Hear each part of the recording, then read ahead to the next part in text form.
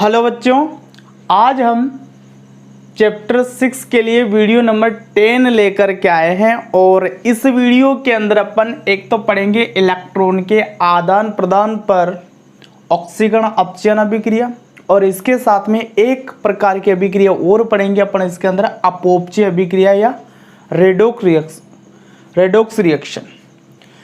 तो देखो, इससे जो पिछला वीडियो था उसके अंदर अपन ऑक्सीकरण और अपचयन के लिए 4 प्रकार की परिभाषाएं पढ़ रखे हैं। पहले ऑक्सीजन के संयोग और वियोग के आधार पर, हाइड्रोजन के संयोग और वियोग के आधार पर, विद्युत ऋणी तत्व के संयोग और वियोग के आधार पर, और विद्युत धनी तत्व के संयोग और वियोग के आधार पर।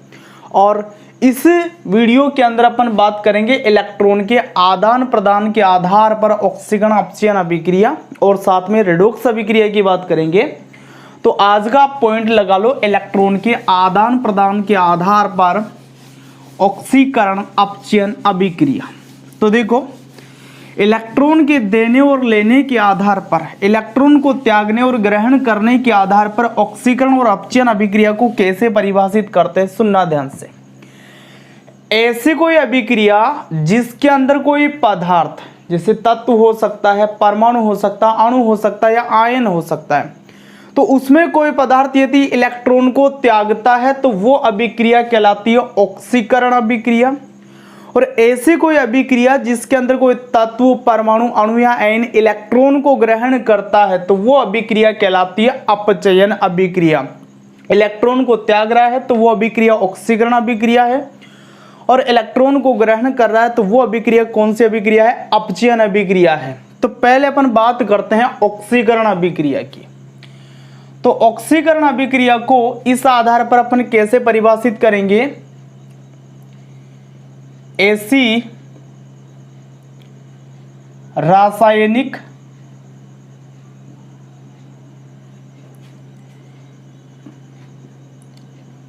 अभिक्रिया जिसमें कोई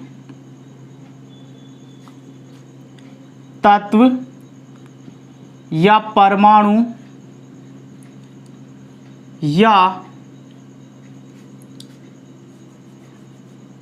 अणु या आयन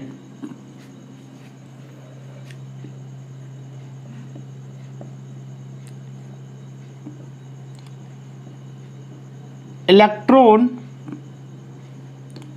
को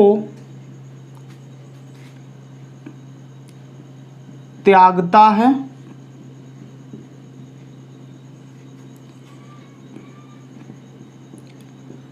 ऑक्सीकरण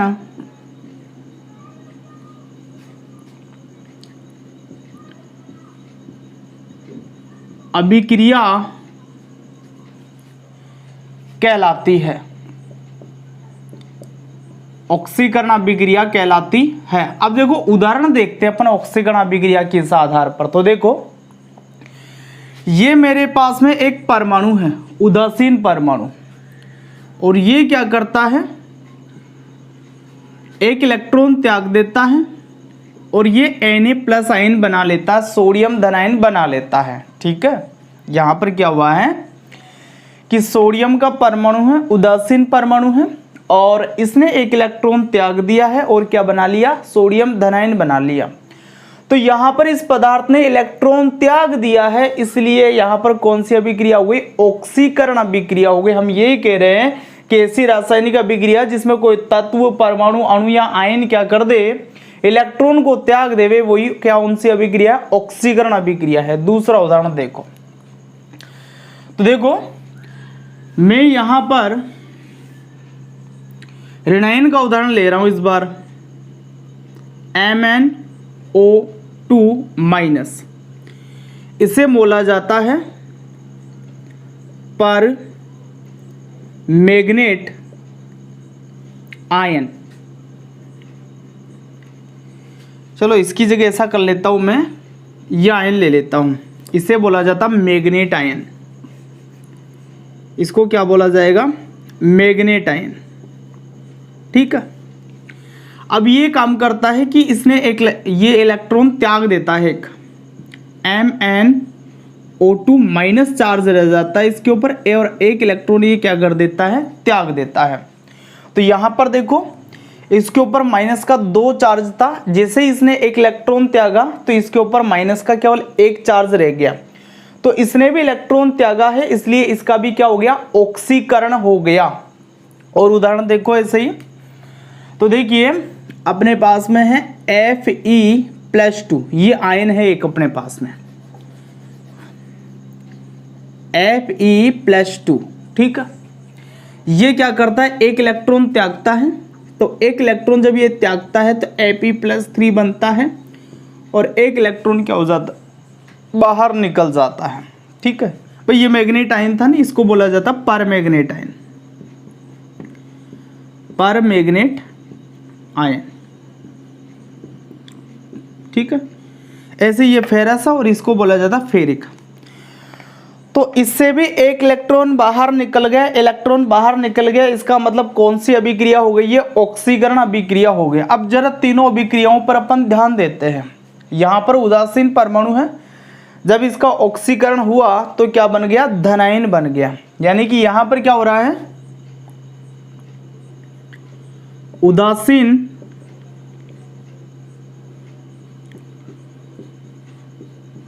परमाणु से धनायन बनना, ये काम हो गया है यहां पर। तो उदासीन परमाणु से क्या बन गया, धनायन बन गया। जरा दूसरे वाले को देखो, तो भाई ये क्या है, ऋणायन है खुद, और जब इसका ऑक्सीकरण हुआ तो इसके ऊपर एक माइनस का चार्ज क्या हो गया, कम हो गया। यानी कि कोई ऋणायन है और जब उसका ऑक्सीकरण होगा तो उसके आवेश में क्या आ जाएगी, कमी आ जाएगी। यानी कि यहां क्या हो रहा है, ऋणायन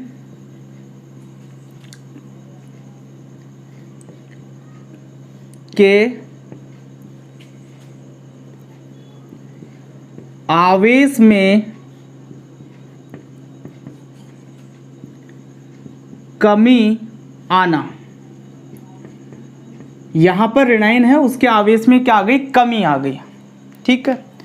अब ये देखो धनायन है, जब इसका ऑक्सीकरण हुआ तो इसके आवेश में क्या हो गई, बढ़ोतरी हो गई। यहां +2 है और यहां पर कितना हो गया, +3 हो गया। तो यहां पर मैं लिख सकता हूं कि धनायन के आवेश में वृद्धि होना, धनायन के आवेश में वृद्धि होना। तो देखो ऑक्सीकरण अभिक्रिया में अपन ने क्या कहा है कि ऐसी रासायनिक अभिक्रिया जिसमें कोई तत्व, परमाणु या अणु या आयन इलेक्ट्रॉन को त्याग दे, वो ऑक्सीकरण अभिक्रिया है। जैसे ये उदासीन परमाणु है सोडियम, इसने इलेक्ट्रॉन त्यागा तो इसका ऑक्सीकरण हो गया और ये धनायन में बदल गया। यहाँ पर एक ऋणायन है जिसके ऊपर -2 चार्ज है, इसने जब इलेक्ट्रॉन त्यागा एक तो इसके ऊपर माइनस का केवल 1 चार्ज रह गया। ये मैग्नेट आयन था और ये किस में बदल गया, परमैग्नेट आयन के अंदर बदल गया, इसका भी ऑक्सीकरण हो गया। ये धनायन अपन ने लिया है एक, इस धनायन ने भी क्या किया, एक इलेक्ट्रॉन त्याग दिया तो इसका भी ऑक्सीकरण हो गया और ये किस में बदल गया, Fe+3 में बदल गया। अब यहां पर अपन ये देख रहे हैं कि ऑक्सीकरण अभिक्रिया में क्या होता है कि उदासीन परमाणु तो किस में बदल जाता है, धनायन में बदल जाता है।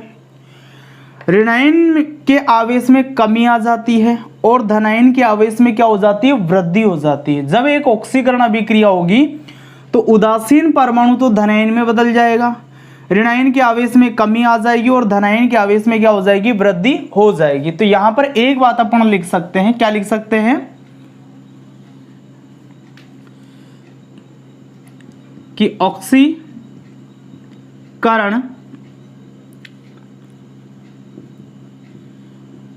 अभिक्रिया में उदासीन परमाणु धनायन में बदल जाता है। दूसरी बात क्या बोले अपन, ये वाली बात लिख देते हैं, ऋणायन के आवेश में कमी आ जाती है तथा ये वाली बात लिख दे, धनायन के आवेश में वृद्धि हो जाती है। धनायन के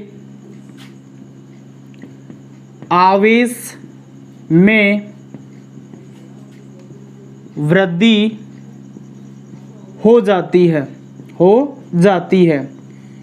ठीक है भाई। तो यहां पर आप ये बात समझ सकते हो अब कि उदासीन परमाणु जब इलेक्ट्रॉन त्यागेगा तो धनायन बनेगा, कोई ऋणायन जब इलेक्ट्रॉन त्यागेगा तो उसके आवेश में कमी आएगी, उसके ऋणावेश में कमी आएगी, और जब कोई धनायन इलेक्ट्रॉन त्यागेगा तो उसके धनावेश में क्या हो जाएगी, वृद्धि हो जाएगी। तो वीडियो पॉज करके आप इतनी बातों को नोट कर लीजिए। पहले ये ऑक्सीकरण से संबंधित बातें सारी, इसके बाद में अपचयन अभिक्रिया की बात करेंगे इलेक्ट्रॉन के आदान प्रदान पर ही।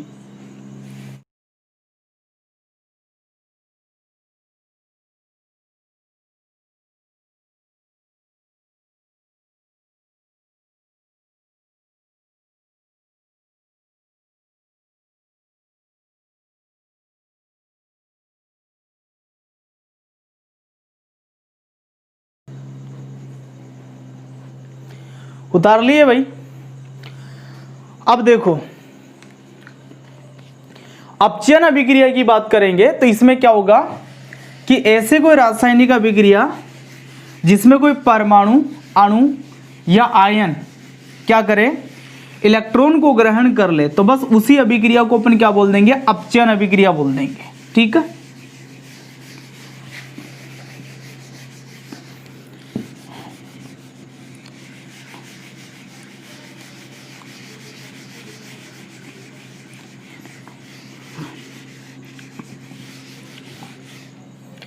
देखो भाई, ऐसी रासायनिक अभिक्रिया जिसमें कोई तत्व, परमाणु, अणु या आयन इलेक्ट्रॉन को ग्रहण करता है,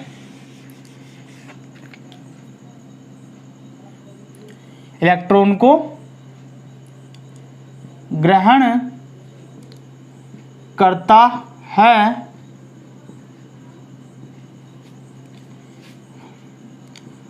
अपचयन अभिक्रिया, अपचयन अभिक्रिया कहलाती है। तो इसके अंदर पदार्थ क्या करेगा, इलेक्ट्रॉन को ग्रहण करेगा, ठीक है। उदाहरण देखते हैं इस बात के।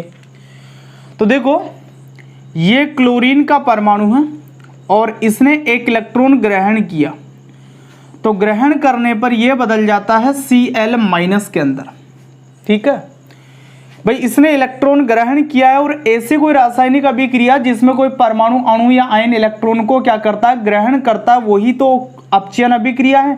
तो इसने इलेक्ट्रॉन ग्रहण किया तो अपचयन हो गया इसका, और ये किस में बदल गया, Cl- के अंदर बदल गया। दूसरा उदाहरण देखो।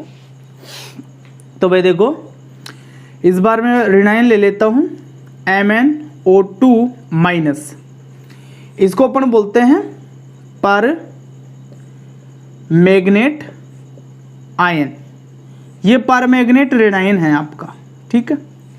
और इसको आपने एक इलेक्ट्रॉन और दे दिया तो ये किस में कन्वर्ट होता है, MnO2-2 में कन्वर्ट हो जाता है। ये किस में बदल जाता है, MnO2-2। इस आयन को अपन बोलते हैं मैग्नेट आयन, मैग्नेट आयन, ठीक है। ऐसे एक और उदाहरण वो देख लो, अपने पास में है Fe+3 और इसको आपने एक इलेक्ट्रॉन दे दिया तो ये इलेक्ट्रॉन ग्रहण करके किस में बदल जाता है, Fe+2 में बदल जाता है, ठीक है। ये फेरिक आयन है, इसको आपने इलेक्ट्रॉन दिया तो इसके ऊपर जो 3 धनावेश है उसमें से एक धनावेश कम हो जाएगा, क्यों, इसके ऊपर ऋणावेश है एक, तो ये आकर के एक धनावेश को कम कर देगा और ये Fe+2 के अंदर क्या हो जाएगा, कन्वर्ट हो जाएगा, ठीक है। यहाँ पर देखो एक ऋणावेश इसके ऊपर पहले से है और इलेक्ट्रॉन आ रहा है ऋणावेश लेकर के, तो एक तो पहले से और एक ये खुद लेकर के आ रहा है, तो इसके ऊपर कितने हो गए, -2 हो गए। इसके ऊपर कुछ भी आवेश नहीं है, ये एक माइनस चार्ज लेकर के आएगा इसके पास में, तो ये किस में बदल जाएगा, Cl- में बदल जाएगा। तो यहाँ पर देखो क्या हो रहा है, उदासीन परमाणु है ये ऋणायन में बदल रहा है। यहाँ पर तो क्या हो रहा है, उदासीन परमाणु ऋणायन में बदल रहा है। तो यहाँ पर मैं लिख दूं उदासीन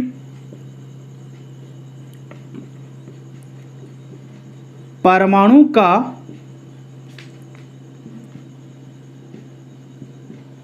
ऋणायन में बदलना, ऋणायन में बदलना, ठीक है। दूसरा देखो यहां पर क्या है, ये पहले से ऋणायन है, ऋणावेश इसके ऊपर उपस्थित है और इसने इलेक्ट्रॉन ग्रहण किया, तो इसके ऊपर ऋणावेश क्या हो गया, बढ़ गया। यहाँ एक ही था, यहाँ कितना हो गया, 2 हो गया।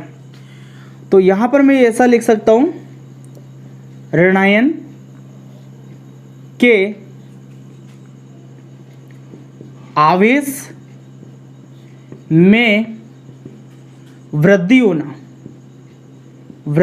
होना, यदि एक ऋणायन है और उसका अपचयन हुआ है तो उसके आवेश में क्या हो जाएगी, वृद्धि हो जाएगी। यहां तीसरी चीज देखो भाई, ये धनायन है और इसका अपचयन हुआ, जब अपचयन हुआ तो इसके ऊपर आवेश में क्या आ गई, कमी आ गई। तो अपन ऐसे लिख सकते हैं, धनायन के आवेश में कमी आना, धनायन के आवेश में कमी आना।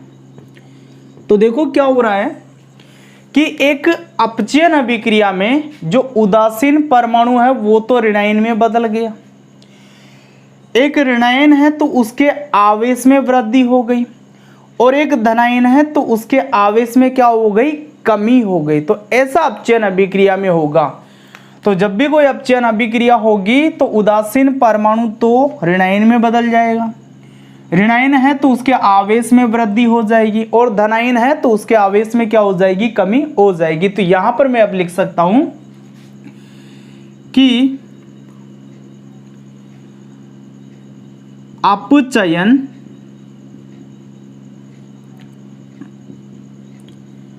अभिक्रिया में उदासीन परमाणु ऋणायन में बदल जाता है, ठीक है। ऋणायन पर आवेश में वृद्धि हो जाती है तथा धनायन पर आवेश में कमी आ जाती है, ठीक है। ये बातें हैं भाई इसमें। तो ऐसी रासायनिक अभिक्रिया जिसमें कोई परमाणु, अणु या आयन क्या कर दे, इलेक्ट्रॉन को ग्रहण कर ले, उसी को अपन बोलेंगे अपचयन अभिक्रिया। जैसे ये उदासीन परमाणु है, इसने इलेक्ट्रॉन ग्रहण किया तो अपचयन हो गया इसका। ये ऋणायन है, इसने इलेक्ट्रॉन ग्रहण किया तो इसका भी अपचयन हो गया। और ये धनायन है, इसने इलेक्ट्रॉन ग्रहण किया तो इसका भी क्या हो गया, अपचयन हो गया। यहां ध्यान क्या रखना है कि जब अपचयन अभिक्रिया होगी तो उदासीन परमाणु तो ऋणायन में बदलेगा। यदि ऋणायन है और उसका अपचयन हो रहा है तो उसके आवेश में वृद्धि हो जाएगी, और यदि धनायन है और उसका अपचयन हुआ है तो उसके आवेश में क्या आ जाएगी, कमी आ जाएगी। बस वही बात मैंने वहां लिख रखी है। तो वीडियो पॉज करके इस बात को भी आप नोट कर लो। इसके बाद में अपन रेडॉक्स अभिक्रिया की बात करते हैं। बहुत इंपॉर्टेंट रिएक्शन है रेडॉक्स अभिक्रिया, तो उसकी बात करेंगे। नोट करो पहले।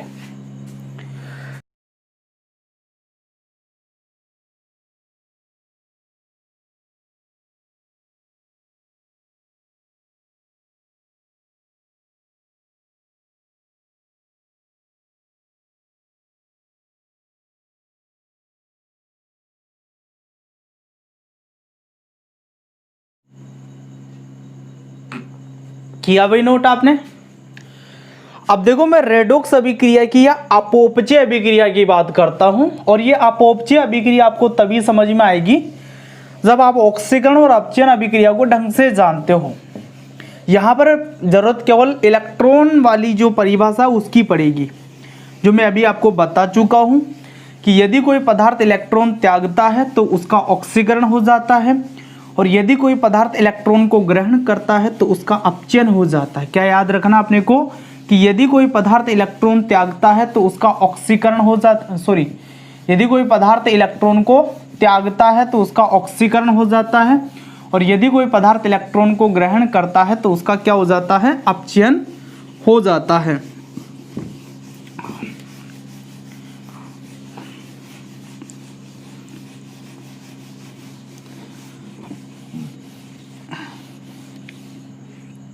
तो देखो भाई, हम पढ़ने वाले हैं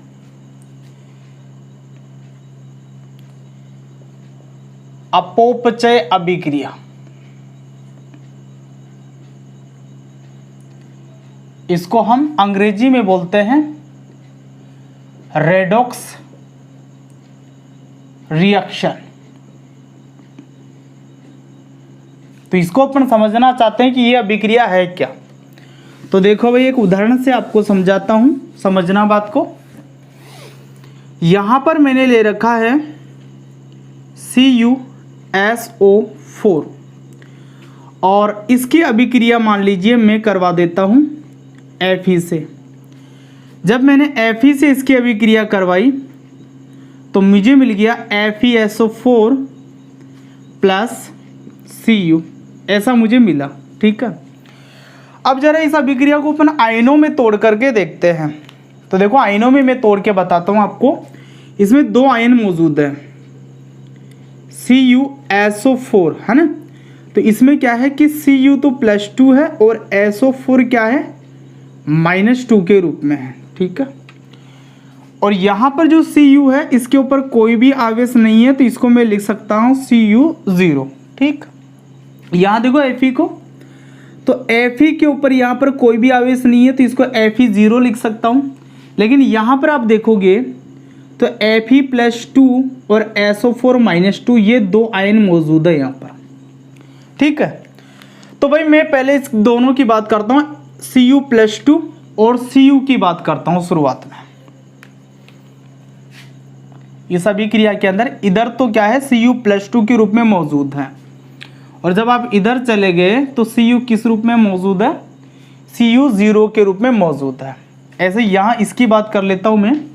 तो यहाँ तो Fe किस रूप में है, Fe0 के रूप में है, और इधर आप आए तो किस रूप में हो गया ये Fe+2। तो यहाँ पर देखो क्या हुआ होगा कि आपके पास में है फेरस, ये उदासीन है, इसने 2 इलेक्ट्रॉन त्यागे होंगे, तभी तो ये किस में बदला, Fe+2 में बदला। भाई इधर ये Fe है, केवल Fe, जब ये इधर आ गया तो Fe+2 में बदला ये। भाई FeSO4 ये दो आयनों से मिलकर के बना हुआ है, Fe+2 और SO4 -2। तो Fe+2 कब बना होगा, जब इसने 2 इलेक्ट्रॉन त्यागे होंगे। और जब कोई पदार्थ इलेक्ट्रॉन त्यागता है तो उसे अपन क्या बोलते हैं, ऑक्सीकरण बोलते हैं। क्या बोलते हैं, ऑक्सीकरण। क्या बोलेंगे इसको, ऑक्सीकरण। ठीक है, दूसरा देखो, यहां पर Cu किस रूप में मौजूद है, +2 के रूप में मौजूद है, लेकिन उधर किस रूप में चला गया, वो Cu0 हो गया, यानी कि उसके ऊपर अब कुछ भी आवेश नहीं है। तो ऐसा कब हुआ होगा, Cu+2 है, उसने 2 इलेक्ट्रॉन ग्रहण किए होंगे, तब जाकर के वो किस में बदला, Cu0 के अंदर बदला। या फिर आप केवल Cu भी लिख सकते हैं, कोई दिक्कत नहीं है उसमें। तो यहां पर इस पदार्थ का क्या हुआ है, अपचयन हुआ है। क्यों हुआ है अपचयन, क्योंकि इसने क्या किया है, इलेक्ट्रॉन ग्रहण किया। हमने यही पढ़ा है कि ऐसी कोई अभिक्रिया जिसके अंदर कोई पदार्थ इलेक्ट्रॉन को त्यागता है वो ऑक्सीकरण अभिक्रिया कहलाती है, और ऐसी कोई अभिक्रिया जिसमें कोई पदार्थ इलेक्ट्रॉन को ग्रहण करता है वो कौन सी अभिक्रिया कहलाती है, अपचयन अभिक्रिया कहलाती है। तो देखो इस अभिक्रिया में क्या हो रहा है कि Cu+2 से क्या बना है, Cu बना है। तो इसने बीच में क्या किया है, इलेक्ट्रॉन ग्रहण किए हैं, तो इसका मतलब इसका तो क्या हो गया, यहाँ पर अपचयन हो गया। ठीक है, जबकि यहाँ पर देखो आप, ये Fe है, इसने क्या किया है, इलेक्ट्रॉन त्याग दिए हैं, तो त्याग दिए हैं, तो इसीलिए इसका क्या हो गया है, ऑक्सीकरण हो गया है। क्या हो गया, ऑक्सीकरण। तो इस अभिक्रिया में आप देख रहे हैं कि ऑक्सीकरण अभिक्रिया भी है और अपचयन अभिक्रिया भी है, दोनों अभिक्रियाएं एक साथ इस अभिक्रिया में हो रही है। तो ऐसी कोई अभिक्रिया जिसके अंदर ऑक्सीकरण और अपचयन दोनों रासायनिक अभिक्रियाएं एक साथ होती है, उसे बोला जाता है रेडॉक्स अभिक्रिया। वास्तविकता में होता यही है कि जब एक पदार्थ इलेक्ट्रॉन त्यागता है तो दूसरे पदार्थ इलेक्ट्रॉन को क्या करता, ग्रहण करता। एक पदार्थ का ऑक्सीकरण होता है तो दूसरे पदार्थ का क्या होता, अपचयन होता है। कभी भी अकेली ऑक्सीकरण अभिक्रिया नहीं होती है, कभी भी अकेली अपचयन अभिक्रिया नहीं होती। क्यों नहीं होती है, कि जब एक पदार्थ इलेक्ट्रॉन त्यागेगा तभी तो दूसरा ग्रहण करेगा। भाई जब कोई इलेक्ट्रॉन देने वाला ही नहीं है तो लेगा कौन, या फिर जब कोई इलेक्ट्रॉन लेने वाला ही नहीं है तो वो देगा किसको इलेक्ट्रॉन, कोई होगा जब तो उसको देगा नहीं इलेक्ट्रॉन। तो वास्तव में होता यही है कि ऑक्सीकरण और अपचयन दोनों रासायनिक अभिक्रियाएं एक साथ चलती है। एक पदार्थ इलेक्ट्रॉन त्यागता है तो दूसरा पदार्थ इलेक्ट्रॉन को क्या करता, ग्रहण करता है। तो भाई रेडॉक्स अभिक्रिया के लिए अपन क्या लिखेंगे कि ऐसी रासायनिक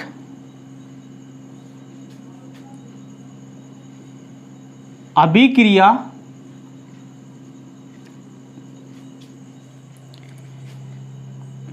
जिसमें ऑक्सीकरण एवं अपचयन दोनों रासायनिक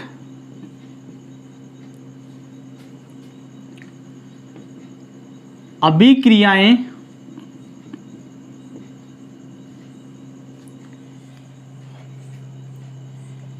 एक साथ होती है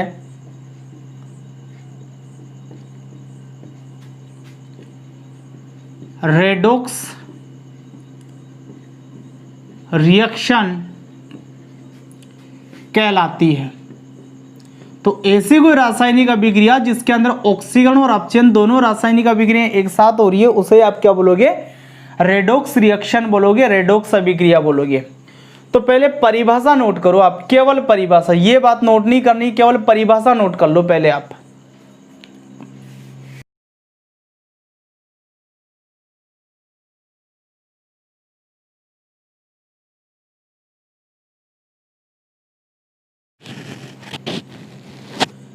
ठीक है भाई, नोट किया। अब देखो एक बात और बताएंगे अपन, देखो इसमें क्या है बात कि ये जो Fe है इस पदार्थ का क्या हुआ, यहां पर ऑक्सीकरण हुआ है। ठीक है, जब इसका ऑक्सीकरण हुआ तो इसने क्या किए, 2 इलेक्ट्रॉन त्यागे। अब ये 2 इलेक्ट्रॉन ये किसको उपलब्ध करवा रहा है, Cu+2 को उपलब्ध करवा रहा है। और जब ये इसको उपलब्ध करवाता है तो इसका क्या हो जाता है, अपचयन हो जाता है। यानी कि जिस पदार्थ का ऑक्सीकरण हुआ है न, उसने दूसरे पदार्थ को इलेक्ट्रॉन दे करके उसका क्या कर दिया, अपचयन कर दिया। ये जो Fe है इसने दूसरे पदार्थ Cu+2 को क्या दिए हैं, इलेक्ट्रॉन दे दिए हैं, और इलेक्ट्रॉन दे करके इसका क्या कर दिया है, अपचयन कर दिया। और जो पदार्थ दूसरे पदार्थ का अपचयन कर देगा उसे अपन बोलेंगे अपचायक पदार्थ। उसको क्या बोलेंगे, अपचायक पदार्थ। तो देखो इस रेडॉक्स अभिक्रिया में जिस पदार्थ का ऑक्सीकरण हो रहा है उसे अपन बोलते हैं अपचायक। उसको क्या बोलोगे आप, अपचायक। अपचायक का मतलब होता है जो दूसरे पदार्थ का क्या कर दे, अपचयन कर दे। तो ये क्या कर रहा है, दूसरे पदार्थ को इलेक्ट्रॉन दे करके उसका क्या कर देता है, अपचयन कर देता है। तो एक बात अपने को ये याद रखनी है, यहां पर मैं इसको मिटा रहा हूं। इसमें एक बात क्या याद रखनी है आपको कि रेडॉक्स अभिक्रिया में जिस पदार्थ का ऑक्सीकरण होता है उसे अपचायक कहा जाता है, क्योंकि वो दूसरे पदार्थ का क्या कर देता, अपचयन कर देता, दूसरे पदार्थ को इलेक्ट्रॉन दे करके उसका क्या कर देता है, वो अपचयन कर देता है। ठीक है, तो मैं यहां पर एक लाइन और लिख दूं, आप नोट करना उस बात को। रेडॉक्स रिएक्शन में जिस पदार्थ का ऑक्सीकरण होता है उसे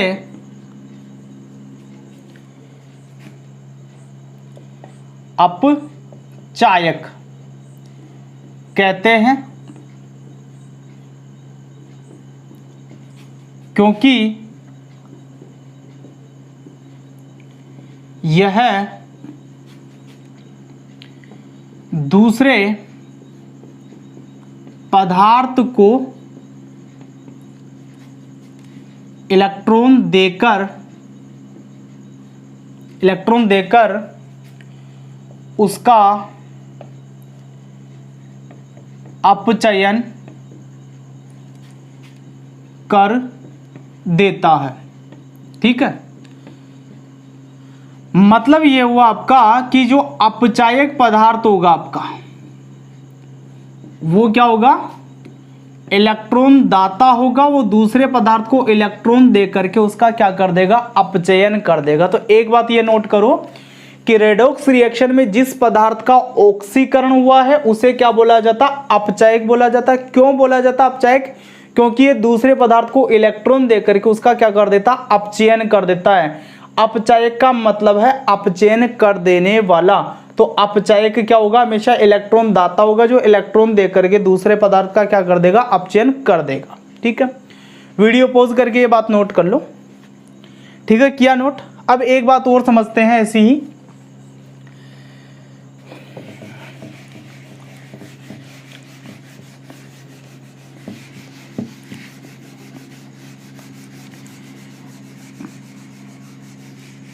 देखो भाई दूसरी बात क्या समझनी अपने को, यहां पर ये जो Cu+2 है इसने इलेक्ट्रॉन को ग्रहण किए हैं। ठीक है, जैसे मान लीजिए इसने Cu+2 ने ये जो Fe है इससे क्या कर लिए, इलेक्ट्रॉनों को ग्रहण कर लिया। यदि ये Fe से कोई इलेक्ट्रॉन लेने वाला होता ही नहीं, इस Fe से कोई इलेक्ट्रॉन लेने वाला होता ही नहीं, तो क्या इसका ऑक्सीकरण हो जाता, क्या नहीं होता। ये इलेक्ट्रॉन लेने वाला बैठा था तब जाकर के वो इलेक्ट्रॉन दे पाया और उसका क्या हुआ, ऑक्सीकरण हो पाया। यदि ये इलेक्ट्रॉन लेने वाला नहीं होता तो इसका ऑक्सीकरण भी नहीं होता। यानी कि इसने क्या किया है, Cu+2 ने इस Fe से इलेक्ट्रॉन लेकर के इसका क्या कर दिया है, ऑक्सीकरण कर दिया है। और जो भी पदार्थ ऑक्सीकरण कर रहा है दूसरे पदार्थ का, उसे आप क्या बोलोगे, ऑक्सीकारक बोलोगे, उसको आप क्या बोलोगे, ऑक्सीकारक बोलोगे।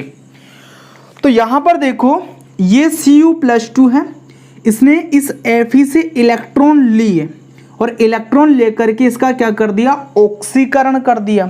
तो ये पदार्थ कौन सा पदार्थ कहलाएगा, ऑक्सीकारक पदार्थ कहलाएगा। यानी कि रेडॉक्स अभिक्रिया में जिस पदार्थ का अपचयन हो रहा है वो पदार्थ क्या कहलाता है, ऑक्सीकारक कहलाता है। क्यों कहलाता है वो ऑक्सीकारक, क्योंकि वो दूसरे पदार्थ से इलेक्ट्रॉन ले करके उसका क्या कर देता, ऑक्सीकरण कर देता। क्योंकि वो क्या करता है, दूसरे पदार्थ से इलेक्ट्रॉन ले करके उसका ऑक्सीकरण कर देता है। ठीक है, तो दूसरी बात लिख दूं, ये रेडॉक्स रिएक्शन में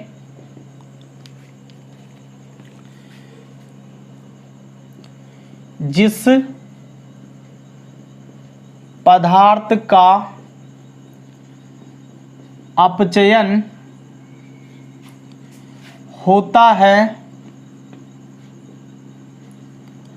उसे क्या बोलोगे, ऑक्सीकारक कहते हैं। ऑक्सी कारक कहते हैं। ठीक है, क्यों कहते हैं? क्योंकि वह दूसरे पदार्थ से इलेक्ट्रॉन लेकर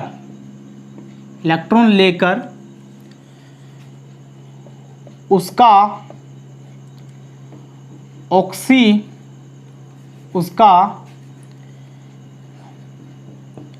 ऑक्सीकरण कर देता है।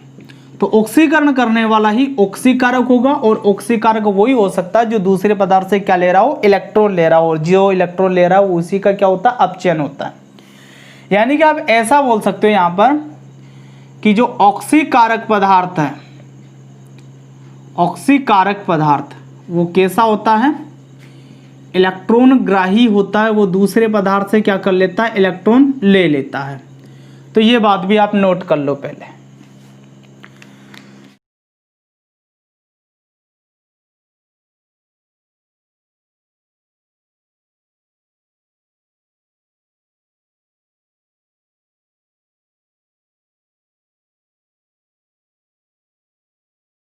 ठीक है भाई, नोट किया। अब इस रेडॉक्स अभिक्रिया के उदाहरण भी देख लेते हैं, और उदाहरण जब अपन देखें तो साथ में उसको क्या करना, अपने को एक्सप्लेन भी करना है भाई किसका ऑक्सीकरण हो रहा है, किसका अपचयन हो रहा है, कौन ऑक्सीकारक और कौन अपचायक है। ये भी बात अपन साथ में बताएंगे। तो एक तो उदाहरण यही लेंगे जो अभी अपन जिससे पूरी बात समझे हैं, तो इसी को दोबारा अपन लिखेंगे अभी।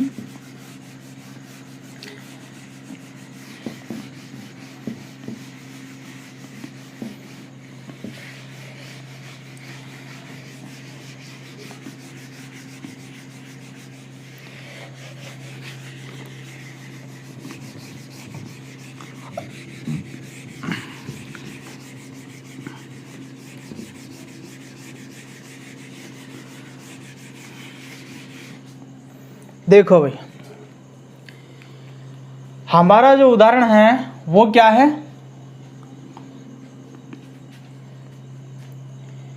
CuSO4, इसके साथ में हमने लिया Fe, तो इक्वल टू हमें प्राप्त हुआ FeSO4 प्लस Cu। ठीक है, तोड़ करके लिख देते हैं इस बात को अपन।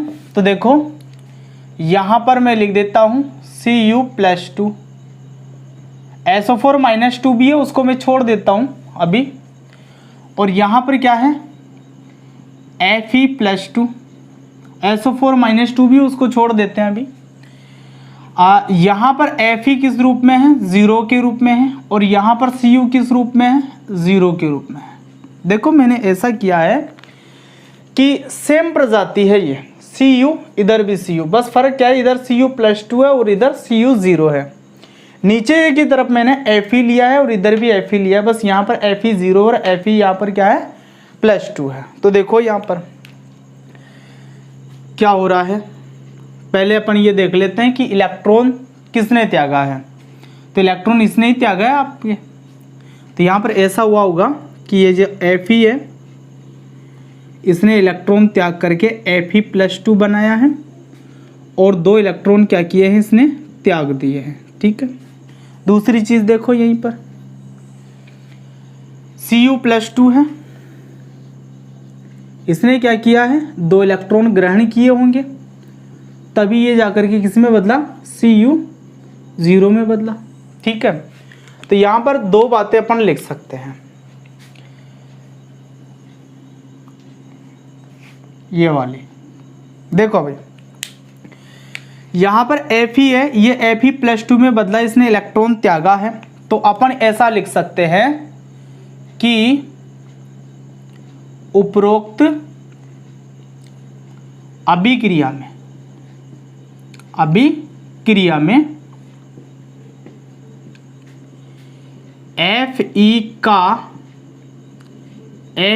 प्लस 2, देखो Fe प्लस 2 किस में मौजूद है? इस FeSO4 में मौजूद है। तो साथ में मैं ये भी लिख देता हूँ FeSO4 में ऑक्सीकरण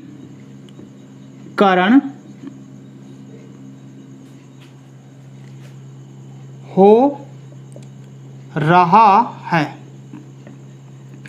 ये जो अभिक्रिया है इसके अंदर क्या हो रहा है कि आपका जो Fe है इसका Fe+2 में क्या हो गया, ऑक्सीकरण हो गया। और ये Fe+2 किस में मौजूद है, FeSO4 में मौजूद है। आप चाहे तो यहाँ पर कोष्टक में FeSO4 भी लिख सकते हैं। मतलब यहां से यहां आने की जो क्रिया है इसमें क्या हुआ है, ऑक्सीकरण हुआ है। क्या हुआ है, ऑक्सीकरण। ठीक है, कोई दिक्कत नहीं है इस काम में। ये इसी बात के लिए समीकरण है आपका। ठीक है, यहां देखो उपरोक्त अभिक्रिया में देखो भाई क्या हो रहा है, ये Cu+2 है, इसने इलेक्ट्रॉन ग्रहण किए हैं तो इसका क्या हो रहा है, अपचयन हो रहा है। भाई Cu+2 है, इसने इलेक्ट्रॉन ग्रहण किए तो इसका क्या होगा, अपचयन होगा। और ये किस में बदला, Cu में बदला। केवल Cu0 बोल सकते हो या Cu में बदला, तो आप ऐसा बोल सकते हो में Cu+2। अब देखो Cu+2 किस में मौजूद था, यहाँ देख लो CuSO4 में मौजूद है। तो आप यहाँ चाहें तो कोष्टक में लिख सकते हो CuSO4 का Cu में अपचयन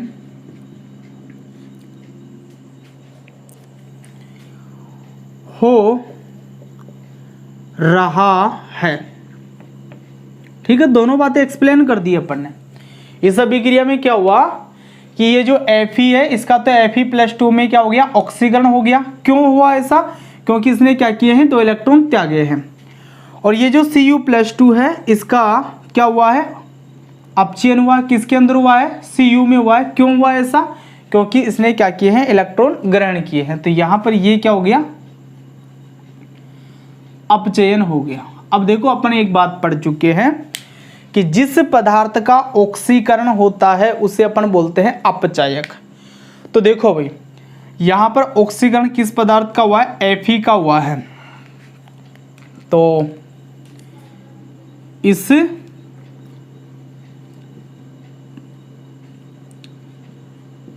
अभिक्रिया में Fe क्या है भाई, अपचायक है। अपचायक है। क्यों है ये अपचायक, क्योंकि इसने क्या किया, 2 इलेक्ट्रॉन दिए किसको, Cu+2 को, और इसका अपचयन कर दिया। इसने 2 इलेक्ट्रॉन अपने Cu+2 को दे करके इसका अपचयन किया है, इसीलिए इसका नाम क्या पड़ गया, अपचायक पड़ गया। ऐसे यहां देखो जिस पदार्थ का अपचयन हो रहा है वो क्या कहलाता, ऑक्सीकारक। तो अपन ये भी लिख सकते हैं कि इस अभिक्रिया में, बोलो ऑक्सीकारक का काम कौन करेगा, Cu+2 या Cu। भाई इलेक्ट्रॉन किसने लिए हैं, Cu+2 ने लिए हैं, तो Cu+2 लिखोगे, Cu नहीं लिखोगे। Cu+2 क्या है, ऑक्सीकारक है। क्यों है ये ऑक्सीकारक, क्योंकि इसने क्या किया है, इस Fe से इलेक्ट्रॉन लेकर के इसका ऑक्सीकरण किया है। इसने क्या किया है, इस Fe से दोनों इलेक्ट्रॉन लेकर के इसका ऑक्सीकरण किया है, इसलिए इसका नाम क्या पड़ गया, ऑक्सीकारक। तो ये हो गया आपका उदाहरण नंबर 1 रेडॉक्स अभिक्रिया के लिए। तो वीडियो पॉज करके ये उदाहरण है और फिर इसको नीचे अपन ने एक्सप्लेन किया है कि यहाँ पर कौन सी जगह क्या क्या हो रहा है। तो वीडियो पॉज करके नोट करो।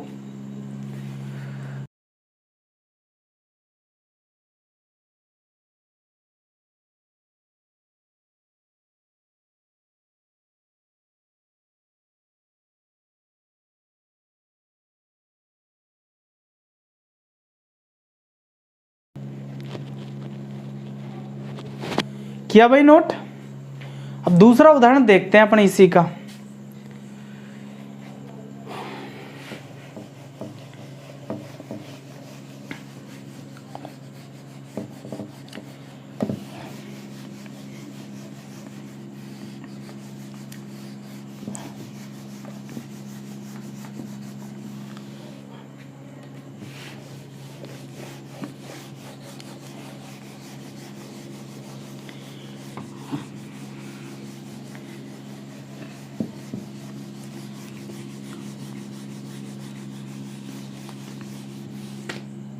देखो भाई दूसरा उदाहरण, तो मैं दूसरा उदाहरण ले रहा हूं यहां पर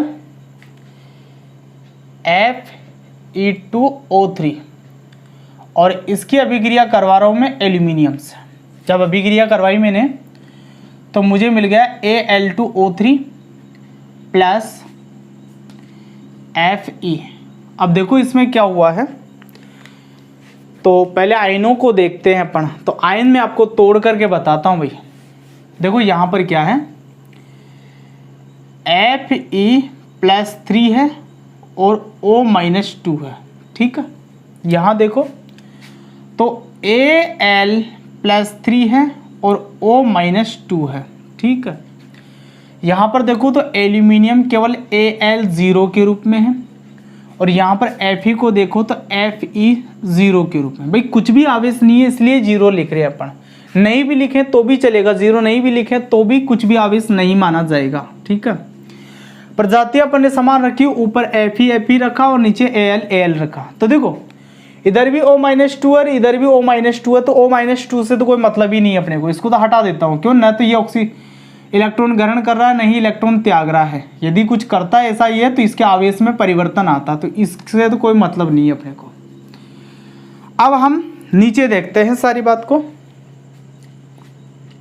तो देखो भाई इस एल्यूमिनियम को देखते हैं पहले। ये जो एल्यूमिनियम है इसने Al+3 बनाया है, इधर क्रियाकारक में Al है और उत्पाद में Al+3 बन गया। यानी कि यहाँ पर क्या हुआ होगा, एल्यूमिनियम है ये और इसने 3 इलेक्ट्रॉन त्यागे होंगे, तभी तो Al+3 बना होगा। भाई 3 इलेक्ट्रॉन त्यागेगा ये, तभी तो क्या होगा, Al+3 बना होगा। यानी कि इसका क्या हुआ है, यहाँ पर ऑक्सीकरण हुआ है। किसी भी रासायनिक अभिक्रिया में कोई पदार्थ यदि इलेक्ट्रॉन त्यागता है तो वो अभिक्रिया कहलाती है ऑक्सीकरण अभिक्रिया। तो इसने इलेक्ट्रॉन ही तो त्यागा है तो ऑक्सीकरण हो गया इसका, ठीक है। दूसरा रिएक्शन देखो, इसको तो हमने बता दिया भाई, ये तो क्या है,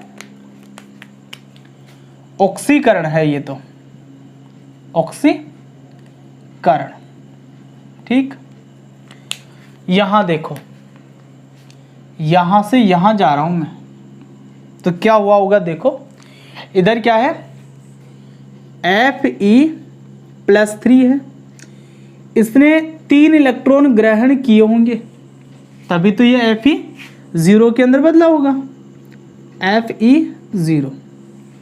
इसके ऊपर 3 धनावेश है, ये 3 नेगेटिव चार्ज इसके ऊपर लाया तो डिस्चार्ज हो गया, कोई चार्ज इसके ऊपर नहीं रहा, ठीक है।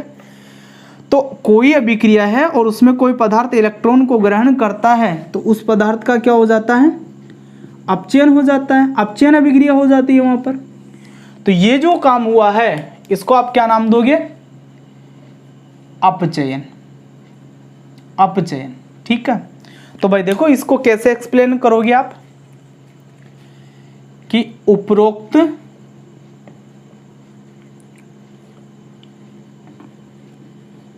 अभिक्रिया में ये Al है, Al का Al+3। अब ये भी देख लो कि ये जो Al+3 है किसमें मौजूद है, Al2O3 में मौजूद है, तो आप कोष्टक में Al2O3 भी लिख सकते हैं। में ऑक्सीकरण, ऑक्सीकरण हो रहा है, एक बात ये हो गई यहां पर, ठीक है। ऐसे यहां पर देख लो क्या होगा, देखो ये Fe+3 इसने इलेक्ट्रॉन ग्रहण किए तो इसका क्या हुआ, अपचयन हुआ है।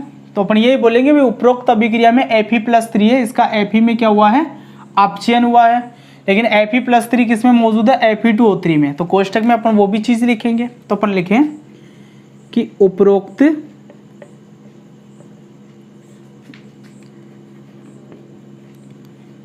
अभिक्रिया में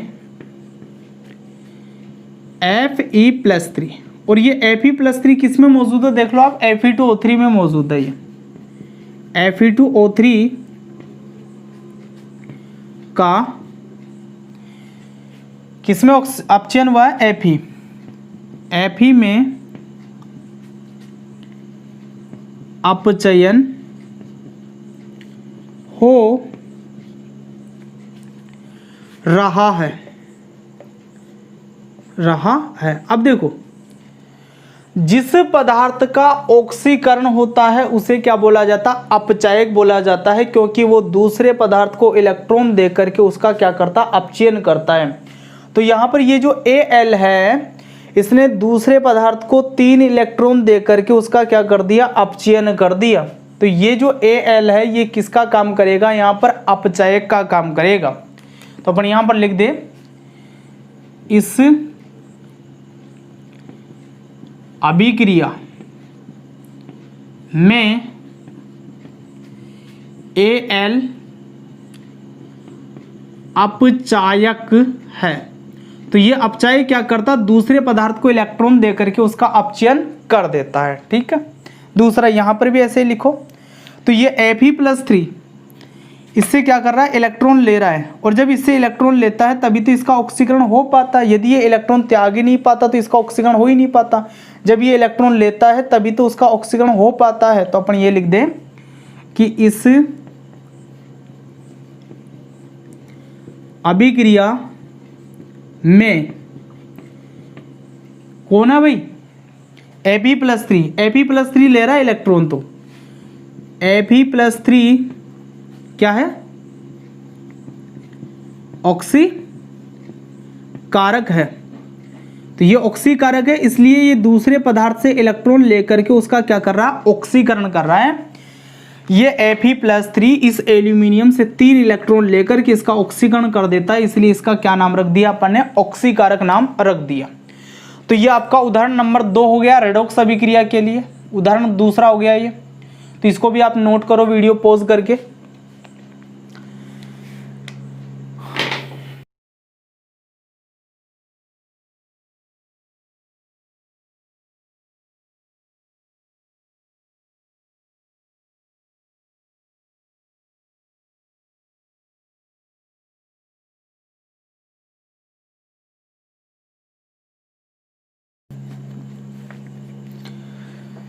ठीक है भाई, नोट किया। तो आज अपनी इलेक्ट्रॉन के आदान प्रदान के आधार पर ऑक्सीकरण और अपचयन अभिक्रिया पूरी हो गई। इलेक्ट्रॉन पदार्थ त्याग रहा है तो ऑक्सीकरण हुआ है, और पदार्थ इलेक्ट्रॉन ग्रहण कर रहा है तो उसका क्या हुआ है? अपचयन हुआ है। और साथ में ही अपन ने रेडॉक्स अभिक्रिया के बारे में पढ़ा, जिसके अंदर हमने कहा कि ऐसी रासायनिक अभिक्रिया जिसमें ऑक्सीकरण और अपचयन दोनों रासायनिक अभिक्रिया एक साथ होती है उसे क्या बोला जाता है? रेडॉक्स अभिक्रिया बोला जाता है। और रेडॉक्स अभिक्रिया के आधार पर ही 2 नए टर्म और निकाले अपन ने। एक तो निकाला अपन ने अपचायक। रेडॉक्स अभिक्रिया में जिस पदार्थ का ऑक्सीकरण हुआ उसे अपचायक बोला। क्यों बोला अपचायक? क्योंकि वो दूसरे पदार्थ को इलेक्ट्रॉन दे करके उसका अपचयन कर देता है। और रेडॉक्स अभिक्रिया के अंदर जिस पदार्थ का अपचयन हुआ उसे क्या बोला गया? ऑक्सीकारक बोला, क्योंकि वो दूसरे पदार्थ से इलेक्ट्रॉन लेकर के उसका क्या कर देता? ऑक्सीकरण कर देता है। और साथ में अपन ने 2 एग्जाम्पल भी देखे कि किसका ऑक्सीकरण हुआ और किसका अपचयन हुआ। तो आज के वीडियो में इतनी ही बातें अपन समाप्त करते हैं।